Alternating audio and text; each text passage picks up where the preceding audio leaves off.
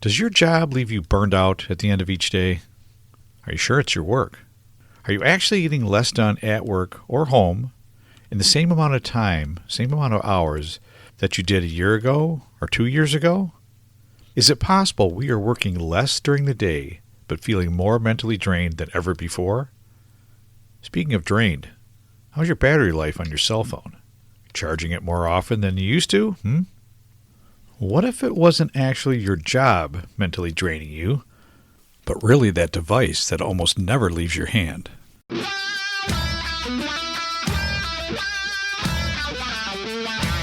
Welcome to the Mind Wrench Podcast with your host, Rick Sellover, where minor adjustments produce major improvements in mindset, personal growth, and success. This is the place to be every Monday, where we make small improvements and take positive actions in our business and personal lives that will make a major impact in our success, next level growth, and quality of life.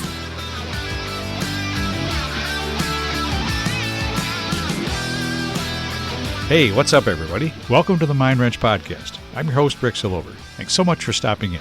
If you're a returning listener and haven't done so already, please take a minute and click the follow or subscribe button, and then rate and review the show. When you rate and review the show, the algorithms for Apple, Spotify, Google Podcasts, iHeartRadio, Amazon Music, and all the other platforms will see that it's valuable and show it to more people that have never seen it before. And hopefully it can help them too. I would really appreciate your help sharing this word with your friends and family as well.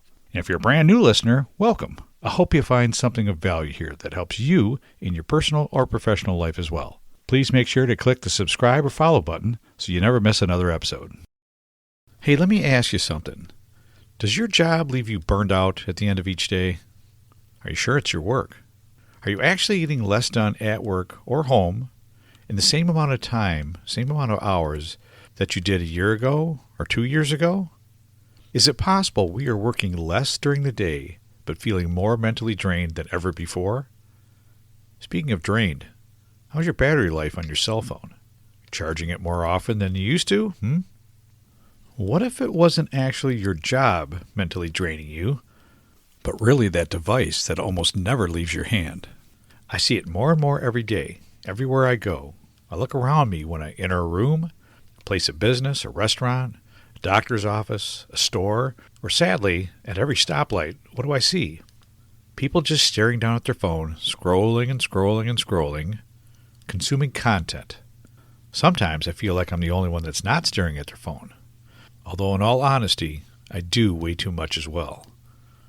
It's truly a disease that's taken over our daily lives. It's more addictive than most drugs. I believe it's making us dumber as a nation. It's paralyzing our kids, leaving them unable to focus on anything or working on advancing or becoming better versions of themselves, and leaving the grown-ups just plain wiped out at the end of the day.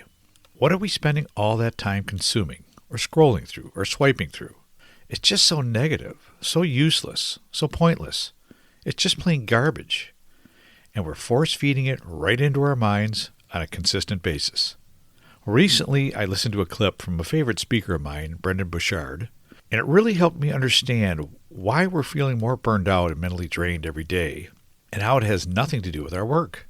This week, I thought I'd share it with you as well, hoping you may gain a little insight, and maybe start being a little bit more mindful about how you and your family as well use your devices.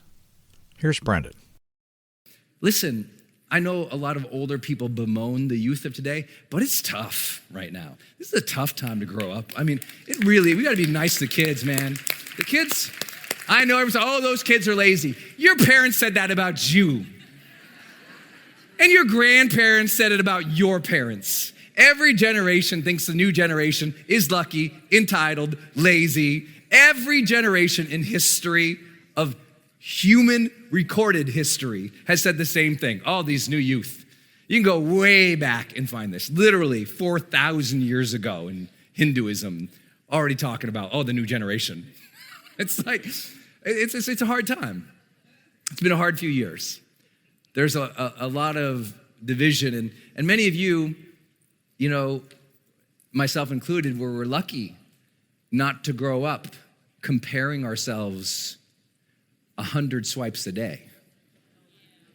That's some poison right there.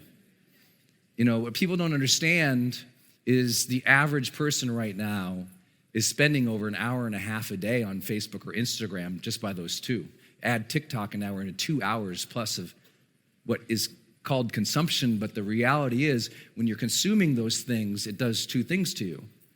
The first thing that you can't control either of them. And most people are doing 2 hours of it over about 1,500 exposures to two psychological things that happen immediately. When you grab that phone and you go through it, or you look, Instagram, doesn't matter, TikTok, pick your poison. Whatever you go through, what most people don't understand is psychologically two things immediately happen that you cannot control.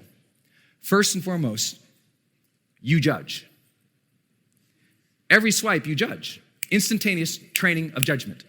Is this worthwhile? Is this relevant? Do I like it? Is it worth a like? Is it worth a share? Is it worth a comment?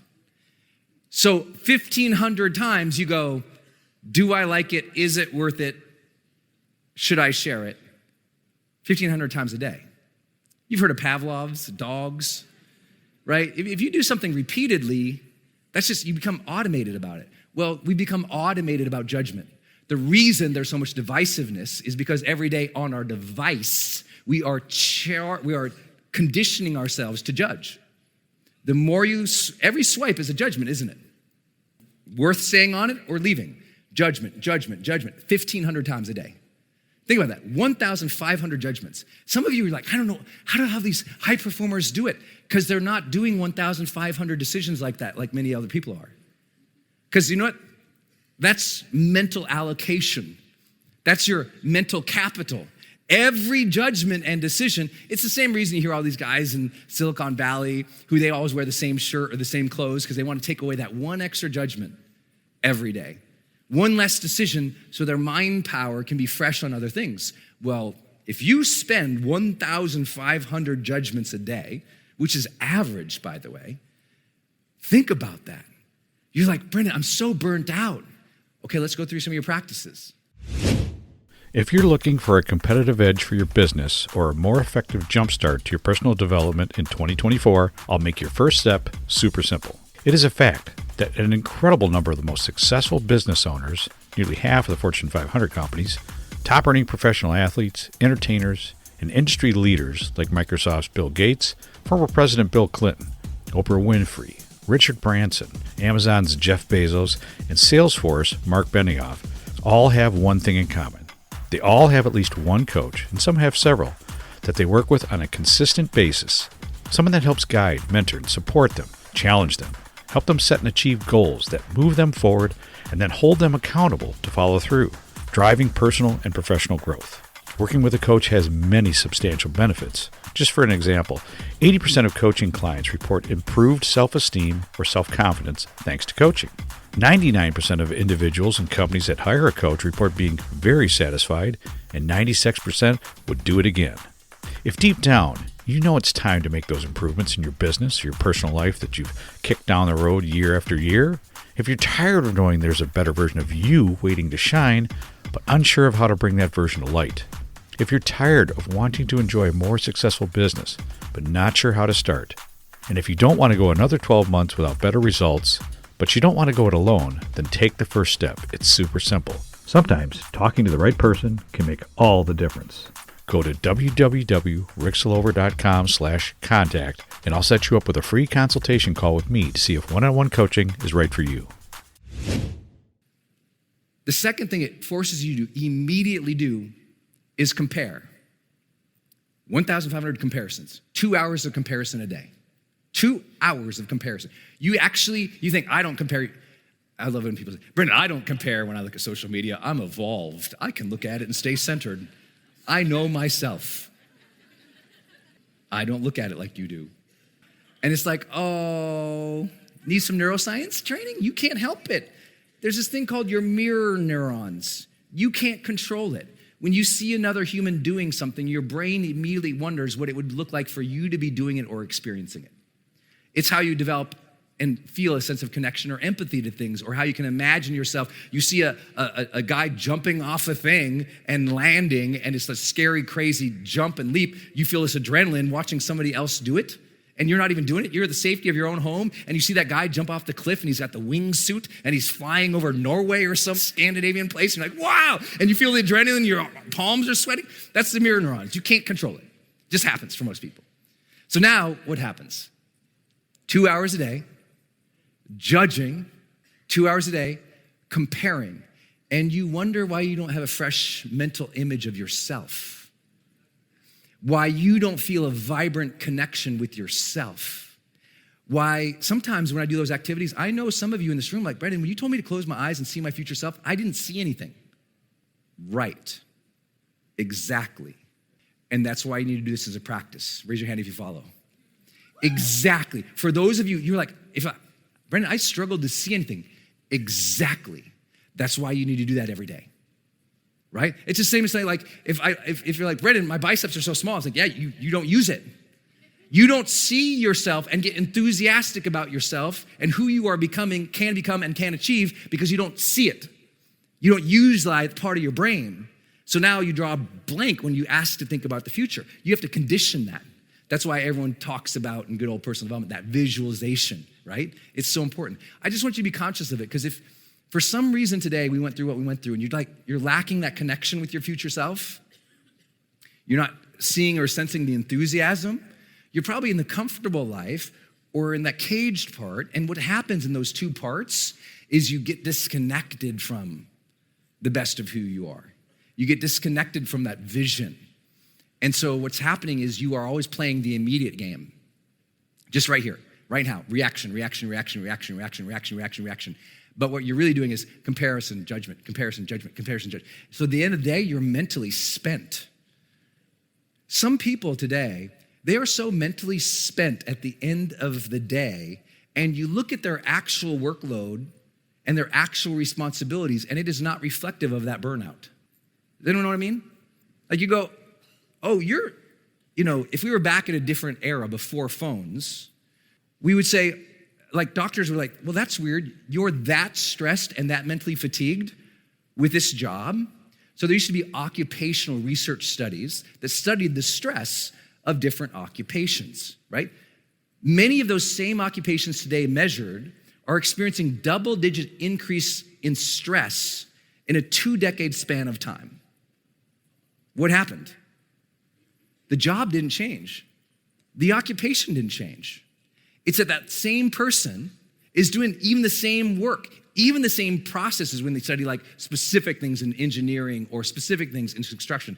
The same types of things can be happening. The difference is they added 1,500 mentally exhausting comparisons and judgments. Who follows what I'm talking about?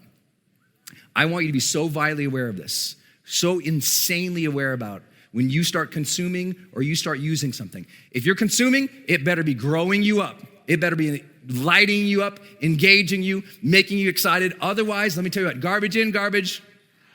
Yeah, a lot of people who are mentally drained, their jobs, occupations, and realities,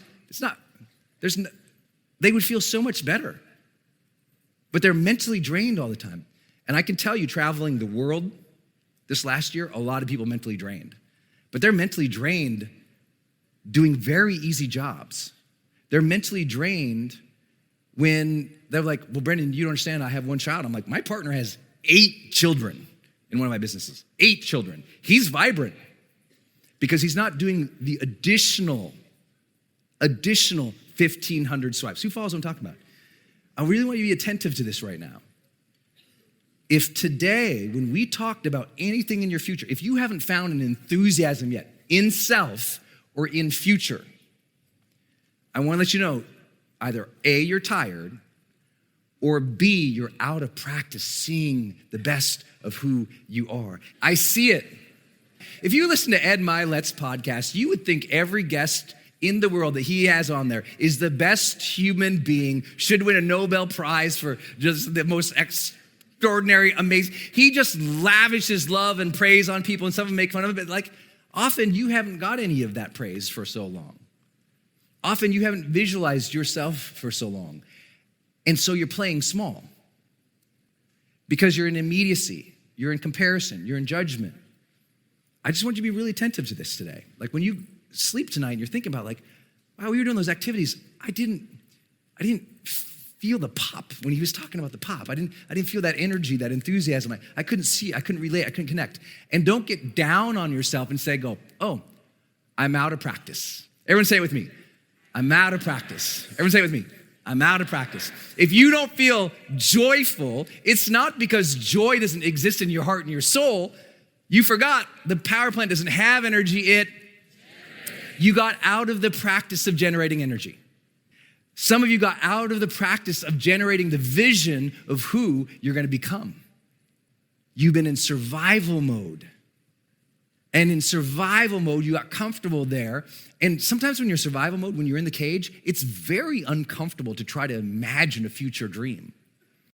Well, hopefully that clip from Brendon better explained how all that scrolling and swiping is negatively affecting our minds.